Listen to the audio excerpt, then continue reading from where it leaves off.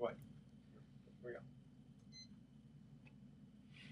Welcome. You're listening to The Best of Investing on Talk 910, the show where we present valuable information about real estate, the financial markets, and other economic business of the day. I'm your host, Edward Brown, and I'm proud to have as my co-host Mark Hahn of Pacific Private Money, California's fastest growing private lender, and Robert Spinoza of RPM Mortgage. Now, our phone number is 888-912-1190. Use that number to answer the trivia questions for 3 vacations given away during each commercial break.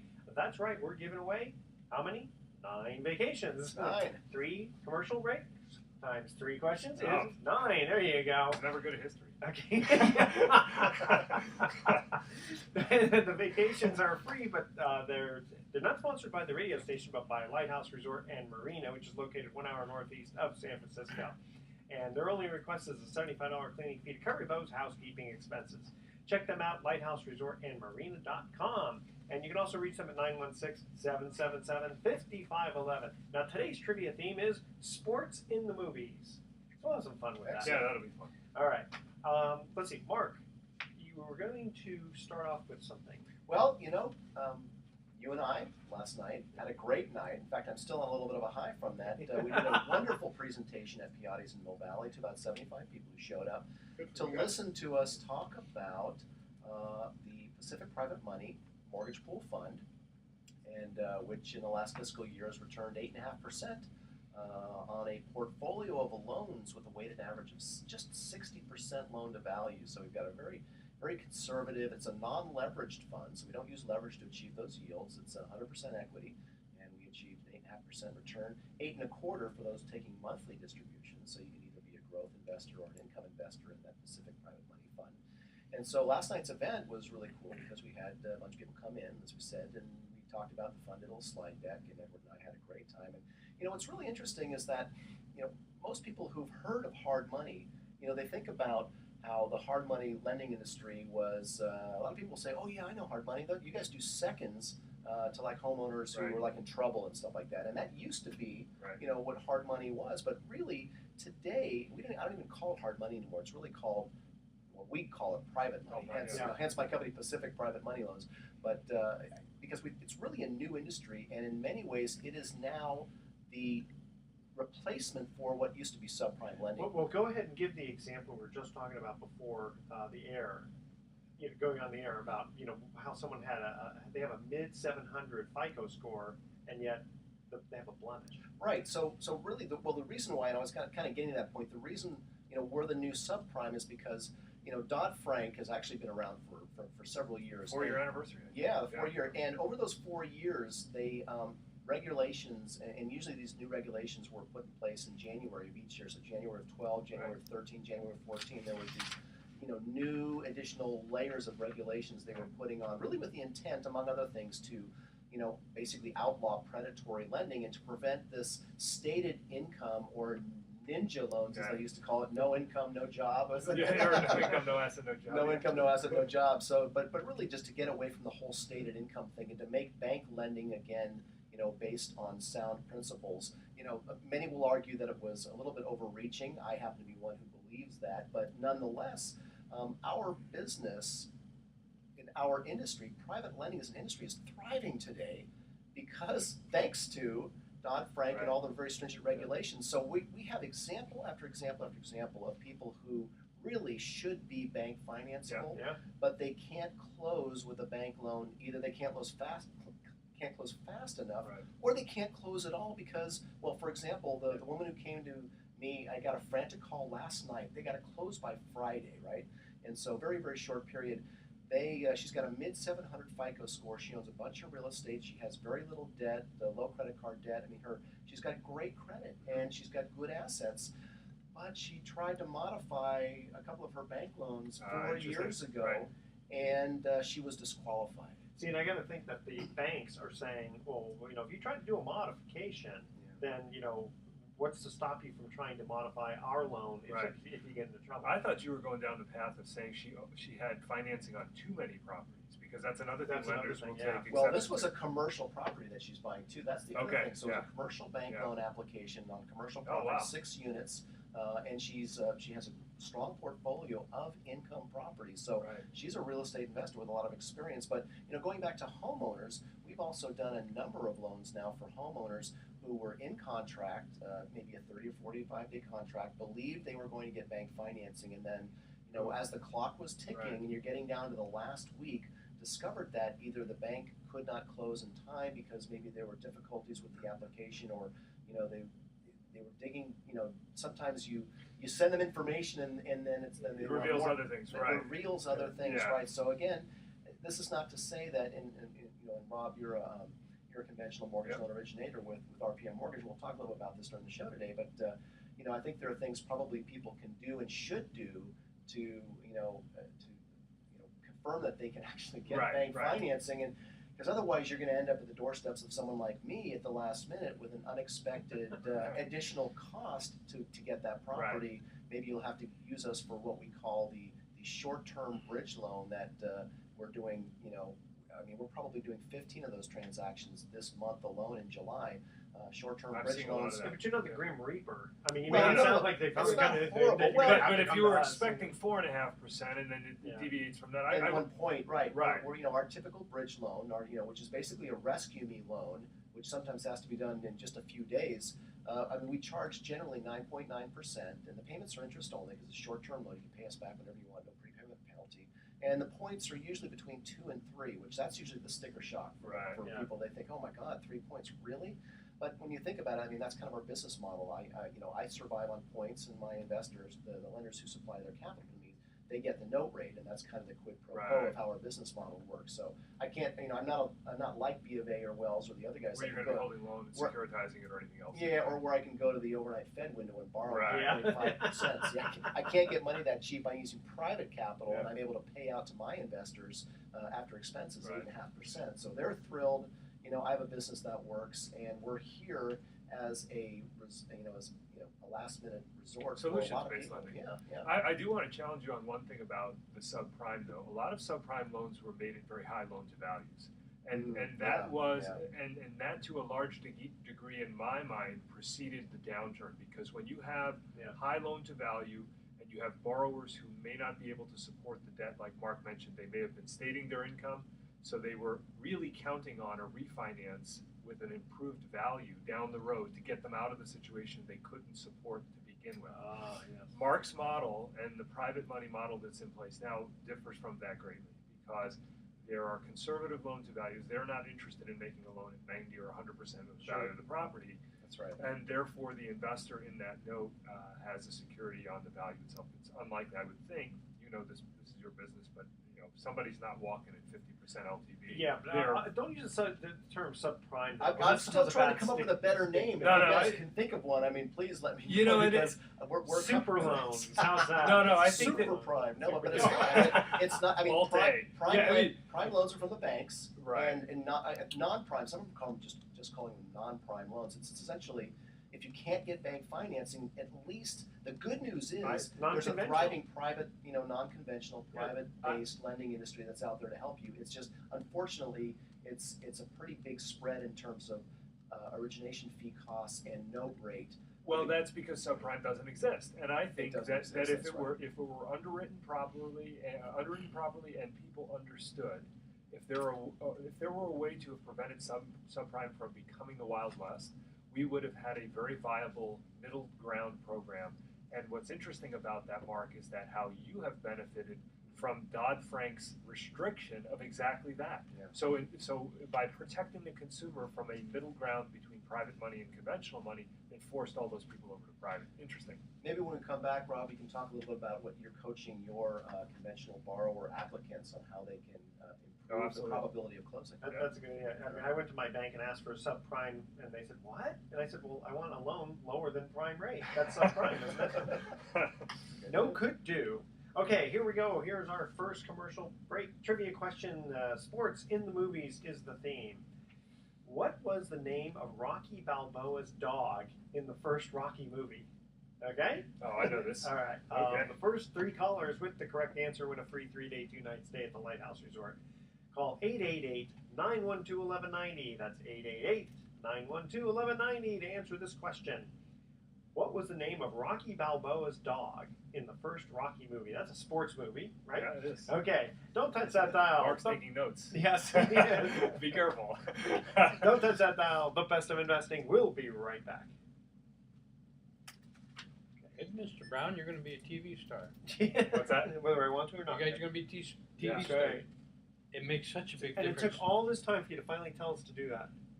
It all took- your fault. Yeah, It's hard to do because you want to talk to the person who's Yeah. I know. Yeah. You really do. And then it looks so much better when I'm editing it. And, oh, my God. I did a in fact, video I'm gonna for- give you a DVD of this one I'm doing. Thank you. I did a video You're gonna- for you're the gonna Rex like it. program that we have. The guys, they wanted a testimonial, and the guy comes out and he videos me over at Larkspur Landing, and he's like, the guy asking the questions is like engaging me in the conversation, Yeah. and the guy at the end of the interview tells me, "Oh yeah, look over at the camera," and I'm like, "Well, thanks, we just did the whole interview, Exactly, and I'm yeah. looking over at him." Yeah. Thanks a lot. Oh, usually they'll tell you not to look at the camera. No, I know, They'll yeah. stand to the side. Yeah. You know. Okay, so Interesting. let me clear up one thing here because Did you miss a couple seconds? well I started this clock a little bit late. So let me see. Go ahead and put on your headphones. I'm going to get a cutaway. I won't interfere with that. Just them. Yeah. Okay. You want us to look at the camera? No, kind of look at Mr. Brown and Mr. Brown. Yeah, he is. yeah. Then you look at the camera and just say, yeah, good. Now I'm going to do individual ones. Welcome. You're listening to the best of investing on Top 9. Good. What was the name? Now I'm going to do one of you, Rob, and you just want to look at me and go, good. Just go, yeah. Okay. Don't touch that dial. Mark's taking notes. Yes. Be careful. You guys will get a raise. Don't touch that dial. The best of investing. We'll be right back. Okay. Look at that. See, I figured it out. Just can't do that all the time. Okay, so let's do that. Let's do this and this. You can't say you're not talking about wealth builders because by the time this airs, you'll That's have true. already done it. Yeah, that's right. Okay, after the commercial break. Oh, just hit on me and I'll set up the Okay. question to Rob. All right. Let's do it. This time we're going to do this one correctly here. Ready? Here we go. Welcome back to The Best of Investing. I'm Edward Brown, your host, along with Mark Hahn from Pacific Private Money and Rob Spinoza of RPM Mortgage. When we get to the first commercial break, we ask this trivia question. Again, the theme is sports in the movies. What was the name of Rocky Balboa's dog in the first Rocky movie? Was it Snuffy? No, Snuffy. Yeah. Yo, Butkus. Yo Butkus. Ah, Yo, that's right. Hey, Yo Butkus. That's right. Very good. Okay, Butkus actually, not Hey Yo Butkus, Yes. but Who is Butkus? who is Butkus? Jeopardy. Yes, I'll jump back. Okay, Mark, why don't you continue on? So we were talking about in the last segment about how the private money lending industry has stepped in over the last 5 years to really take to fill up that void left by all the banks that were doing subprime loans, and of course now all of a sudden subprime is no longer legal, and with the passage of the Dodd-Frank reforms, of which like the last layer, or hopefully the last layer, Yeah, hopefully. went in January of 2014, which essentially outlawed things like stated income loans, making loans to people who don't have a demonstrable ability to repay, meaning Right. they don't have actual income, Right. and on. And there's more, layers that they've added on, but not to get completely boring, but Right. Toxic features. that those kind of- people, those people who are in the midst of either they're in escrow or soon to be in escrow, or they're looking for a house or they're house hunting, they really need to be aware that conventional financing is more difficult to, but certainly not impossible to get today. And so, you've been Rob Spinoza, a mortgage loan originator for a number of years through thick and thin, through the easy days, through the super hard days, and now through the days where Seasoned veteran. we're reacting to Dodd-Frank. So how are you coaching your clients to help them make sure they don't end up having to come to someone like me? Thank you very much, but Right. also I've got a heart too. I'm not. Well, I like the Because lion here. You were eating pork and beans. Yeah. You were eating lobster. And what are you eating now? That'll Right, tell me exactly. how good the business is. All diet considerations aside, Yes. what I guess the best coaching advice I can give any client is you've got to be prepared to fully document everything that is going to go into your loan application. So income, assets, and credit are the components, and they are very, they're encompassing. They take into consideration just about everything in your financial profile. Well, let me ask you about that. How about stories? I mean, can you explain away certain things? Letters of explanation are involved in almost every file nowadays, believe it or not. Right. Now, they really are going to bolster a case. They're not going to make or break a hard and fast guideline. That's been my experience. So let's say, for example, you've got a declining income trend. So the borrower earned, they're a commission employee, let's say. They earned more in 2012 than they did in 2013. You're going to need a letter of explanation to say to an underwriter, this was the reason for that decline. That is the difference between an approval and a decline. So to your point, yes, I mean, you can explain things away, but they are looking for a reason to make that loan. It's very hard to say, I had a foreclosure in 2012, but I really didn't want to. The bank maybe. That's not going to work. You have a guideline there. The reason my tax return is lower is because I embezzled from my employer and I didn't want to report it because they catch it. Well, because that's the one you saw, not the one I filed. Or whatever. What I hear from applicants is, I make more money, I just don't report it all. Yeah, right. That's So Mark, that's exactly the point. So when you go into the loan process, for example, let's say even you're a W-2 employee and you earn a certain salary, know that the lender is also going to look if you have unreimbursed business expenses on your tax return on Form 2106. So they're also, nowadays, they're going to that level of scrutiny on things. And so they actually understand tax returns nowadays? Yes. They didn't used to. Yeah, it didn't matter because if the deal didn't work, you would send it to, like Mark said, you'd send it to a stated income lender, and then they didn't look at the return. But now you can't get around that. So the advice I give to a client is know that the process can be invasive. Be prepared to document everything. And if there's anything you're not telling me, we're going to find out. Let's know that now, as opposed to 30 days into the escrow when your deposit is at risk and you have a lot to lose. Yeah. So let me ask you a question. So here's an example of a file that ended up on my lap. It should have been conventional. Self-employed borrower has a lot of bank accounts, some of them in some of his DBA names, and he moves money around. And that was tough. And the mortgage loan originator who sent it to me said, I can't get the guy to stop moving his money around because he's got an active business, and my lender keeps sending the file back. What do you do in a case like how do you coach your client to behave when he's self-employed and maybe has multiple bank accounts and yet he's applying for a home loan? Yeah, in this case, the best advice you could give them is you could say, what account do you use least? Okay, and then you make a deposit into that account and you would leave it there for 2 months. So that would be your down payment funds and your closing costs. And because you're going to be required to document 2 months of statements, okay? It's 2 months now. 2 months, hard and fast. You're going to need any deposits to go into that account that would be considered quote unquote large deposits. So generally a significant portion of your gross monthly income. They're going to ask where it came from. And if it came from a business or if it was moved around, then they're going to go back to the source account and say, okay, what's in that account? And this guy's getting himself into he's chasing his tail. And it gets very difficult because what happens is every time they go back around, the pressure is greater because you're further into the escrow. So that's the deal with that. You've got to quiet your accounts. You've got to have the money seasoned in there. I question for you, Mark. You're kind of teasing about these people who come to you and say, well, I really make more income, but I just didn't report it.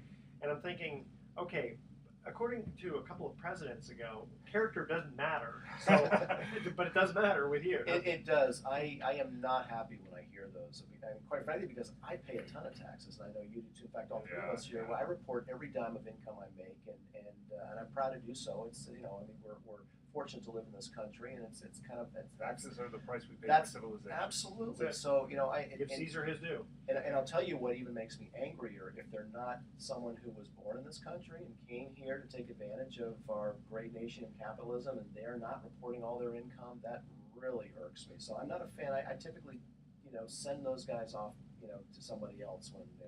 You don't say ordinarily we charge 3 points, but for you 25 points. Right. No, it's just I try not to be rude to people, but quite frankly, that is like a non-starter. No, that's the name of the game with conventional lending. Income, and they send it to another country too, so it takes it out of our system. The income I don't report, I send home to mom and dad. Well, that's a good one, all right. Yeah. Okay, tell you what, Rob, we have an email here. It says for you. Yeah. It says, what can I do if my appraisal comes in too low? That's a really good question. It's a great question, and believe it or not, the answer confuses even seasoned professionals in real estate, because it can get confusing when you start involving the lending guidelines. I'm going to assume for a second this person is buying a house, but it applies if you're refinancing too. Well, yeah, because especially with multiple Right, multiple right. offers. So what's the poor appraisers nowadays? Right. So Exactly. you're pushing the price up with your bids, and now all of a sudden the appraisal doesn't support where you ended up getting accepted at. Yeah. What happens? Okay, so the lender uses the lesser of the purchase price or appraised value, and that's the key concept to remember: lesser of purchase price or appraised value. So let's take an example where you've got a $500,000 purchase price. The answer to what happens if my appraisal comes in low depends on where your loan to value is. Okay. If you, let's say $500,000 purchase price, and you're putting 20% down, now you have a $400,000 loan. Yeah. Okay, that's if the purchase price is $500,000 and the appraisal is $500,000. If you've got a calculator here, you can. Go ahead. I'm listening. Now let's say the appraisal comes in at $475 and not $500. All right. So now Your loan to value is 84.2105%. And what happens at 84% loan to value? You now have private mortgage insurance, or you have to take a second mortgage. Oh. So, in that case, the fundamentals of your financing would have changed because the appraisal came in low. If, however, They could just put up more cash if you have it. and so, yeah, one of two things will happen. Either you will renegotiate with the seller and say, look, we're willing to pay what the house appraises for, and they may or may not accept that. And the second thing is, in addition to the $100,000 you plan to bring in as your 20%, you're now going to have to bring in $125,000. Yeah. Okay. If your loan to value was originally set at 50% of the purchase price, now you're getting a $250,000 loan. If it comes in at $475,000, your loan to value is probably 53% or 54%, right? 52.6315%. I did that in my head. Wow. Oh, And really? there would be no change to your terms or your guidelines at 53% versus 50%, so you'd see no difference. And you kind of wonder too, with the appraisers, how they would come in at values less than what the purchase price is. And I guess if you get so crazy overbidding, Right. that's really what it is. They have Otherwise, it's willing to let buyer, willing seller. Yeah, and they have their work cut Absolutely. out for them, and when it starts to get grossly overbid, what happens is they have a hard time finding comps that support the price per square foot. So that's what's going on there. Okay, we're going to cut to our second commercial break. When we come back, we have an email from Mark that talks about the cost of a commitment letter, which is, I'm sure, a very common question. All right, here's the second commercial break. Trivia question again. This theme is sports in the movies. Where did Coach Herman Boone take his high school football team for a 2-week training camp in the movie Remember the Titans? Remember that? Remember the Titans? Okay, the first 3 callers with the correct answer win a free 3-day, 2-night stay at the Lighthouse Resort. Call 888-912-1190. That's 888-912-1190 to answer this question. In the movie Remember the Titans, where did Coach Herman Boone, if you remember Denzel Washington played him, where did he take his high school football team for a 2-week training camp in the movie? Yeah, a little esoteric type question there. That's All right, don't touch that dial, because when we come back, we're going to give you the answer. And then we're going to get into that email with Mark. Lake Titicaca. No? You can't say that on. You know It's what? in I had Bob Sinclair from the 49ers on Tuesday, Yeah. and he said GD.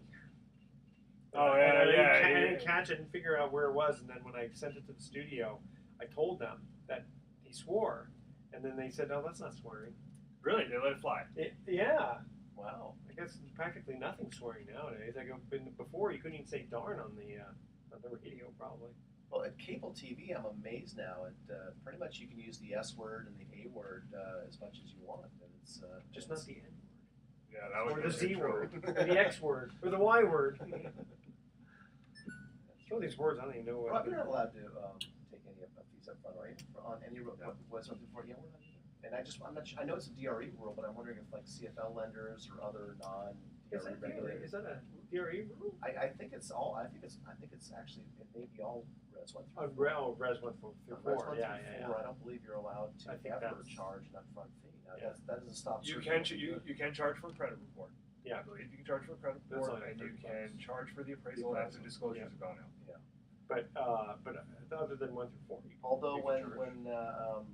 somebody told me that, well, one of my clients actually is a mortgage borrower client, said, when I told him about my past history and the house that I was going to refi, he said, oh, I can get you a refi. And anyway, make a long story short, he said he couldn't take any money from me even for the appraisal, that he would have to advance it, that he's not allowed to even collect that up front, which I thought that didn't sound right, but I didn't argue with him. Yeah. Let me think about that. Yeah, deposit usually. The bank usually. Maybe he asks doesn't have an deposit account on for that. deposit or something, maybe he doesn't have a trust account. Oh, He's yeah, like that could be. home office kind of. Okay, right. Anyway, yep. And do we? Well, welcome back to the Best of Investing. Again, I'm Edward Brown, your host, along with Mark Hoff and Rob Spinoza. When we cut to the second commercial break, we asked this trivia question. The theme is sports in the movies. Where did Coach Herman Boone take his high school football team for a 2-week training camp in the movie Remember the Titans? You're shaking your head. I don't know. You stumped the stars. Gettysburg, Pennsylvania. Did you ever see the movie? No. Didn't. Oh, well, it doesn't help if you didn't see the movie. Yeah, I didn't even know Denzel Washington was in it. So But you know who he is. Yeah. Okay. it was basically it was a black versus white type thing, and so he had them on a big run to go, and then finally to explain about how all the people who died there for trying to do race relation. That's pretty neat. It was an awesome movie. Yeah, I heard that though. It was a great movie. Okay. So okay, Mark, we have this question for you. What would it cost me to get a commitment from you to fund a loan? I mean, I might want the loan, but I might be able to get bank financing.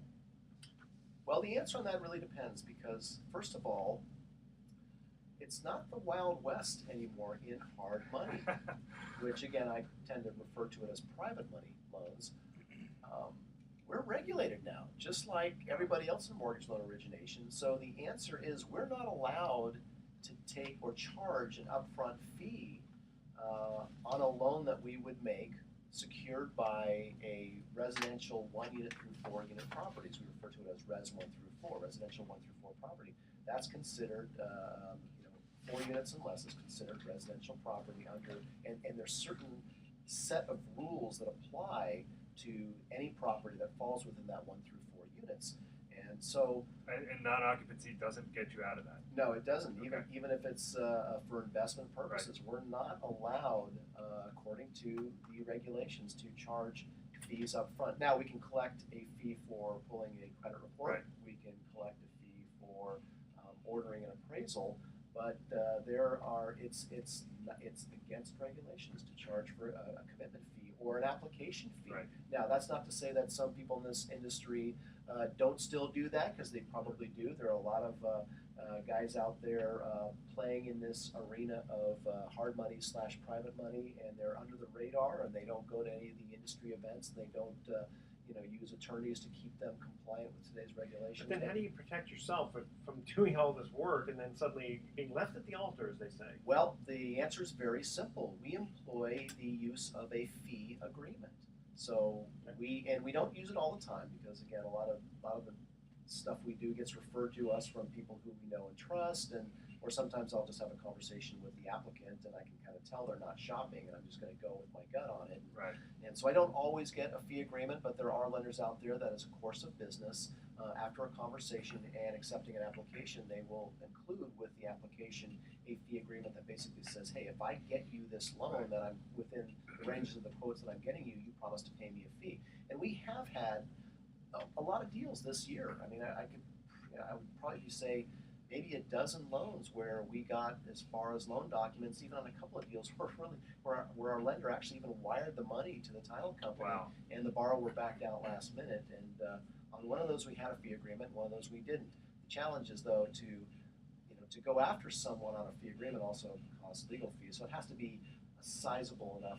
Right. Well, you amount can to always make it do worthwhile. small claims, or at least. Yeah, that's true. So again, we It's just pretty simple. I mean, if you have the fee agreement, it's kind of black and white. But at the end of the day, you're in the business of making money, making loans, not collecting fee agreements. Well, and and that's what you have to really weigh. it's look. What I say is I believe in having a focused business where Right. we do a certain amount of volume per month. We're looking to do 25 to 30 loan transactions per month. I am not going to get distracted by Exactly. the one or two Well deals said. that spin Yeah, out of yeah, control. That's true. You know, look, I operate with integrity, transparency, and accountability, and I can't help it if every now and again there's going to be people in this world who don't operate from that viewpoint, Yeah. and they will do and say anything to get what And- they need. And look, if the guy's not going to uphold the fee agreement, you're glad you don't have him as a customer. Well, that's Well, yeah, exactly you know, right. So quite frankly, so time's too short to really get caught up in that. At the end of the day, most people are honest and have Yeah. integrity, and when they approach us, we tell them, hey, this is exactly what I can do, and we've got a 100% success rate, and I mean it when I say we've never left a borrower at the altar once we've green-lighted a deal. If we said we can do this, Get it we can done. close when you need us to close, whether it's 3 days, 5 days, 7 days, you know, we perform, and that's why we've got a good reputation. And That's why how can people you? call us. Kind of curious because you said you do roughly 25 plus deals a month. Mhm, That's yeah. for all intents and purposes a deal a day. Yes, absolutely. How do you close a deal a day? I mean, obviously. Well, they all looking- happen on Friday. Yeah. Let's get that straight. Okay, yeah, good point. Well, it takes a village, right? It takes a team. Yeah.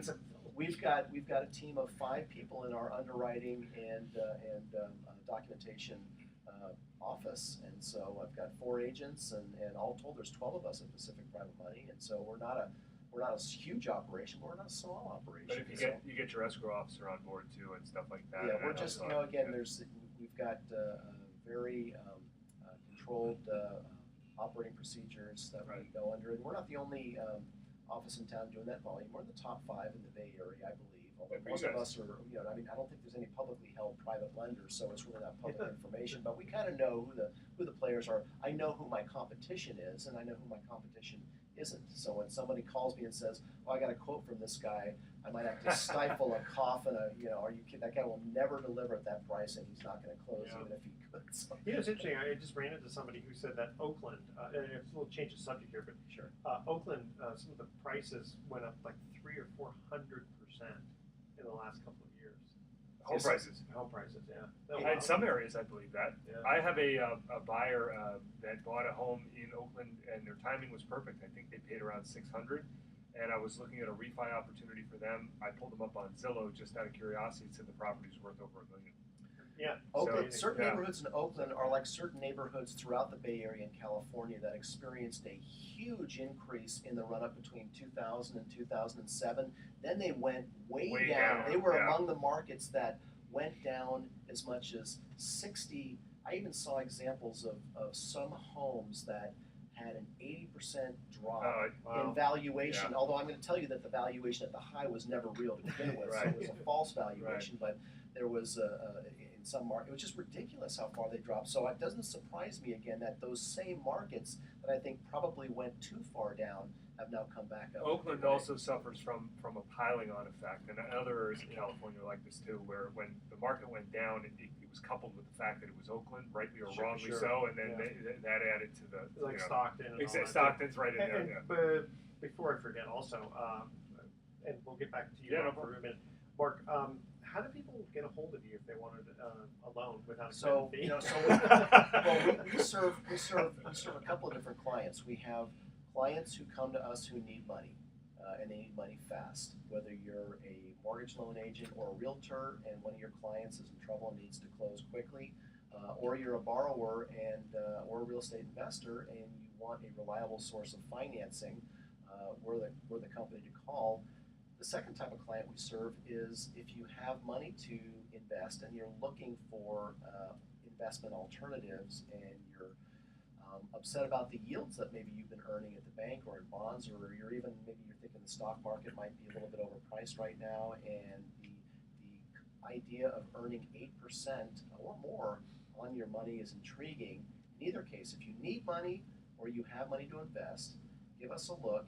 Give us a call. Pacific Private Money. We can be reached at 415-883-2150. That's 415-883-2150. And we have 2 websites. We have a website for our borrower clients and a website for our investor clients. If you're a borrower or you're looking for money, go to pacificprivatemoney.com. And if you have money and you're looking for to investigate alternatives in how you can get 8% or more on your money, go to our fund website. That's pacificmoneyfund.com. Again, pacificmoneyfund.com.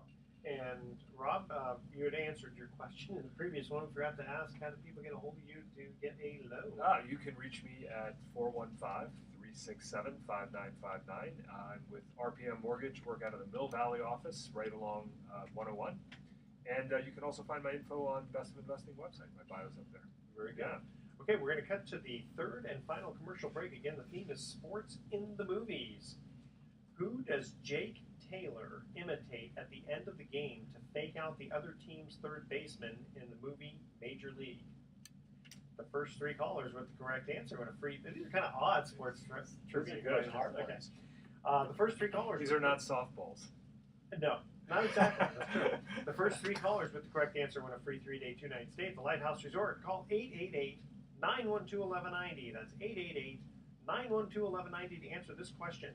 In the movie Major League, who does Jake Taylor imitate at the end of the game to fake out the other team's third baseman? If you didn't see the movie, it's not going to help. If you saw the movie, you should know this. All right, don't touch that dial, because when the Best of Investing comes back, I've got a very interesting article about the 7 deadly sins of business credit reports. Don't touch that dial. The Best of Investing will be right back. Wunderbar. Yeah, I saw that same article. Yeah, no, it's. I was going to ask. We're back. I mean, if you look at the graphic, because I saw the graph of it too on I think it was on First Tuesday, and it's just, we're back to normal levels. I mean, we're right. We've completely recovered in terms of that. I should say recovered. Foreclosure activity is back to what would be normal levels before the crisis. The thing is that we still got 1 million houses underwater, so it's just it doesn't mean. Well, I was just going to ask. So, what about the short sale stats? Has anyone looked at that parallel to that? I have not. Yeah. You know, the interesting thing too is the broker tour. Well, maybe because it's dead summer. I mean, it's hard to say. Yeah. The broker tour yesterday and today, total of 12 pages. Now, normally you would see the Wednesday tour would be 12 or 14 by itself. Yeah. So I guess sellers are just like, I'm out for a while. Yeah. Yeah, I can't help. They said that things have kind of calmed down quite a bit. Okay, let me. And it's interesting. Home Liberty, I think that they would be doing pretty well in these times. Yeah, they're doing well in. They've moved to the Minnesota-Michigan market because it's actually a better market for them since there's that redemption. 6-month redemption. Yeah. So that's actually If California had that, I'm glad it doesn't as a lender. But if California had that, then they'd be going gangbusters here too. So let me. Got to do some math, so I can't talk to them. Yeah.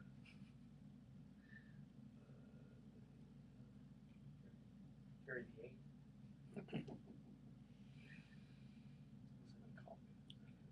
And I have the purchase sale. I have the purchase agreement. He just sent it to us. Okay. Okay, Mr. Kramer. Yes. Are you almost ready? I'm almost ready. I was going to tell Mark what I did this time. The one I'm making, I should go back tonight and finish it and turn it in tomorrow. I don't know when I'll play. But I'll make you a copy. It was the first time I started Gotten Brave and put your name of your company underneath because I got reprimanded for Lou, which was a long time ago. Yeah. So I said, okay, let's get brave and see what happens. And then I've been what they call putting your name up. The lower, they call it lower third. Lower third. A lot more, and then put Pacific Private Money, and then I got real brave with Rob on a couple of them, and I put mortgage broker, and then I put RPM. So if I get a sound back and then I back off, I mean, if someone complains because you're not supposed to advertise, but I do cut out the advertising, as Edward knows. Yeah. Right. No, that's okay. For most of them, when you say give you your number, I'll cut that out. But I'm trying to bring it back up. Yeah. Okay, cool. For an extra $20. $30.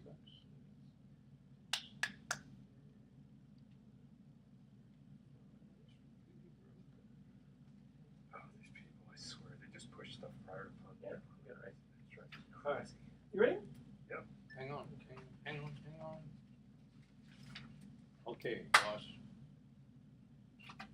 You focusing on this or the mirror? Okay. All right, people. Here we go. Welcome back to the Best of Investing. I'm Edward Brown, your host last time here on the show for the night. Mark Humph is my co-host. Good night and good luck. Yeah. Oh, not yet, don't go. Not yet. And Rob Spinoza of RPM Mortgage. Third trivia question, commercial break question, sports in the movies. Who was Jake Taylor imitating at the end of the game to fake out the other team's third baseman in the movie Major League? I saw the movie, so many years ago. I don't know that scene. Okay. Babe Ruth. Because he points to center field, calling for the famous shot, and then he fakes it out by doing a bunt. I batted 1 for 3. That gets me into the Hall of Fame, right? That is true. And you know the difference between batting 250 and 300, which would get you is one hit a week. That's just one extra hit a week, and look how hard it is. Okay, I promised the audience. I can't leave them in suspenders all the time. The 7 deadly sins of business credit reports. This was an article that I read somewhere. It says, and this would really kind of test more for Rob here, is old or not live data. Okay, that's number 1 here. Primary purpose of credit reports is to provide useful quality business information. Right. So if it's old or inaccurate, it's got no value. Bias data. It says, let's assume you found a provider that offers you live reports. Do you know where the data comes from on the reports? Some providers offer self-reporting services that allow companies to submit their own company's payables to help build or inflate the credit report. Oh, okay. Nice. Yeah. Pay per report or expensive packages. And so now, there's a free website. Yeah, annual credit report. Okay. It doesn't give you your FICO score, but it gives you your credit. It gives you your credit history. Okay. Yeah. And you can, if you've got really good credit, you can pretty much derive that from that. Right. Exactly. Poor quality or expensive internationals. In a growing global economy where the world seems to be getting smaller by the day, doing business internationally should not be the risk or high cost it once was. For most companies, extending credit to their international customers is just too much of a risk. Okay, poor search function. One of the things that we would expect from credit report provider is that the database would at least contain a report on a current or prospective customer. Finding information on a business can be very frustrating at times. Okay, so there's a lot that just can't search things correctly. Interesting, the whole business credit in terms of being able to borrow money on a kind of a business level as opposed to a personal level has really exploded in the last 12 months. I mean, there's a whole bunch of new startup companies that I've been reading about in many of the business sections, talking about companies, and I can't name any offhand because I didn't bring anything in, but just your article there reminded me of that. But the thing is the money is so expensive. I mean, people think that my money, Pacific Private Money, is expensive at 10%. I mean, try doing any kind of business loan, even from like a lending club or something like that, on the web, and they're borrowing. They make it easy to borrow $5, $10, maybe $15,000 or $20,000, depending on your credit history or whatever shows up for your company. But you're going to pay like credit card rates for that money. Oh yeah, I know very little about that. Yeah, I don't know anything about it. Don't you love you get these faxes? That they fax you. You still a get check. faxes? I still have 2 tin I cans don't and a have a string. fax machine anymore. When my wife calls me, we have the 2 tin cans and a string. It's a very long string. But yes, I still get faxes. Thank you very much. I'm just a little old here, but they fax you. He's got a rotary telephone on his desk That's here too. right, You're exactly. viewers at home. I got a little squirrel with a hammer and a chisel on a Flintstone tablet. So they fax you a copy of a check with your name on it, and you can have $50,000 and et cetera, et cetera. Well, you get those in the mail now too. Hey, It just says non-negotiable. you get mail? Well, okay. And speaking of non-negotiable, which I love this, I told the story many months ago, but so I got to repeat it because it's funny. I had an old secretary one time who her boyfriend once was taking her out to lunch, and he said, "Oh, by the way, before we go to lunch, I got to stop by the bank. I got to cash this check." And she said, "Oh, she's kind of curious. Well, what's the check?" He goes, "Well, it's $25,000." Whoa, $25,000! I mean, the guy made probably $8 an hour on his job, and she says, "Well, I don't get it. Where did this check come from?" And she goes, "Oh," he goes, "Oh, I got it in the mail." And sure enough, she looks and goes, "Wait a minute, let me take a look at this." And she looks at it, and sure enough, on the check it says non-negotiable, right? And so she says, she goes, "This says non-negotiable, don't you?" And he says, "Yeah." And she's going, wait a minute, something's not going in the synapses here. She goes, so she asks him, she says, do you know what non-negotiable means? He said, yeah, it means you can't negotiate. It's $25,000. It's not $40,000. It's not $100,000. It's $25,000, and that's it. I think it was John Wayne said, life. So. Yeah, John Wayne said, life is tough, and it's tougher if you're stupid.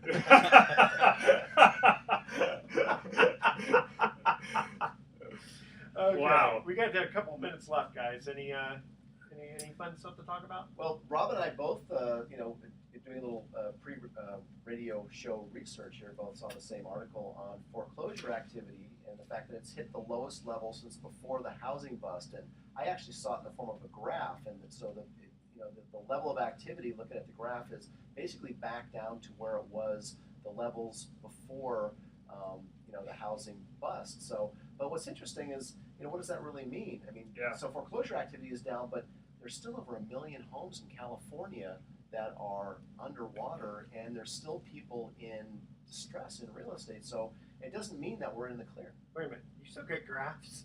Yeah. I'm sorry. This could go on. This could go on for a really long time. We got to wrap this up because my horse is hitched downstairs. What I was going to say about that is the other thing about appreciating values is they impart a lot of hope. And I think if you're going down the road of foreclosure, a lot of these stats reflect what, if we remember back to 2008, 2009, some people threw in the towel right away. They're like, hey, some people stopped opening up their Schwab statements. Yeah. I don't even want to look at it. I know it's down. And so when that happens, I mean, look, if they come take me out of this place, so be it. I'm going to put my keys in the mail. We heard all these things. Yeah. But now, if you think, hey, this house might be worth what I paid for it, a few years ago, or in a year or two, it maybe. Right. Now you're not willing, I think, to make such a rash decision if that's what the difference in these stats might be, or partly be. So I think it reflects some of that. I think that's in there too. That reminded me that there was a time when I had this building and it went way below what the loan was on it. And I was talking to my other banker, so not the one who actually had the loan. And I said, what do you think if I were to just talk to him about, talk to another bank about, renegotiating? Yeah, just can you knock some principal off? And he said, don't do it. He said, because it is going to affect the kind of business you have with us. And, our stuff is very important with you, as you can imagine. I said, yes, it is. And he said, we've actually had people who got a loan modification, whatever, put the loan back on. Okay. They actually, and it was up to like $500,000 extra. Yeah. That they basically said, okay, forget about that. I don't want the $500,000 because I guess they were dealing in millions of dollars on other stuff. They didn't want to mess up their credit. Well, the good news is that foreclosures are down, but I think that doesn't mean to say that there's still not a lot of people who are not making their loan payments. I'm it sure just means that's the banks aren't foreclosing, and so that's very interesting. Because is the economy really getting better? No, some people are getting jobs. Well, time marches on though, and I think that's one of the things we're learning. I mean, the Fed is hell bent on ending its bond buying, and by October they're talking about raising rates in next year. But yet there's a lot of market fundamentals that don't support those things, and we'll see how the economy responds when that happens, when and if it happens. It's going to be interesting to see. And I also think that a lot of Mark is right, a lot of the foreclosure, a lot of the short sale activity, a lot of the distressed homeowners are still out there, but maybe with the change in market dynamics, they're taking a different approach. They're not as obvious. Yeah, absolutely. Well, again, we had a very successful last night seminar. 40 people showed up. Piatti's in Mill Valley. It was awesome, and had good food and some wine. And so we're going to do another one in 2 months, and we'll announce it. I'd be curious to know with the yields in the stock market up. I mean, I look at a lot of bank statements. I look at a lot of retirement account statements, and you see the yields on these now 7%, 9%, 8%. Is that affecting your business? I mean, do you see that? Do people saying, okay, I can just earn this on a safer investment now, or are they No, looking not for at all. I'm not Good. getting that kind of pushback at all. In fact, I mean, I know that there's certain rates and other things that can produce that kind of yield, but they're not in terms of the stability and solid You still have principal risk. Right. Okay, guys, we're going to cut out here. Here's our thoughts for the day. Dr. Ruth, remember her? Yeah. Always wear a condom. Remember her? Okay. Dr. Ruth was trained as a sniper by the Israeli military. Is this like one of those Mr. Rogers ones? I did figure that out. That wasn't true. That wasn't true, It was a great Mr. story. Rogers? No, that he was. But there was a catcher named Mo Berg who played with Babe Ruth and all that, and they sent him overseas. And he really was he was like 12 languages and all that kind of fun stuff. Interesting. So, yeah, I thought that was kind of interesting. Okay. And in the early stage version of The Wizard of Oz, Dorothy's faithful companion Toto was replaced by a cow named Imogene. Now, can you imagine getting a cow in that hot air balloon? No wonder she couldn't get back to Kansas. All right, tune in next week to The Best of Investing. We're going to be giving away 9 more free vacations for answering trivia questions. Thanks for listening. On behalf of our team, I'm Edward Brown. We're wishing you the best of investing. So long.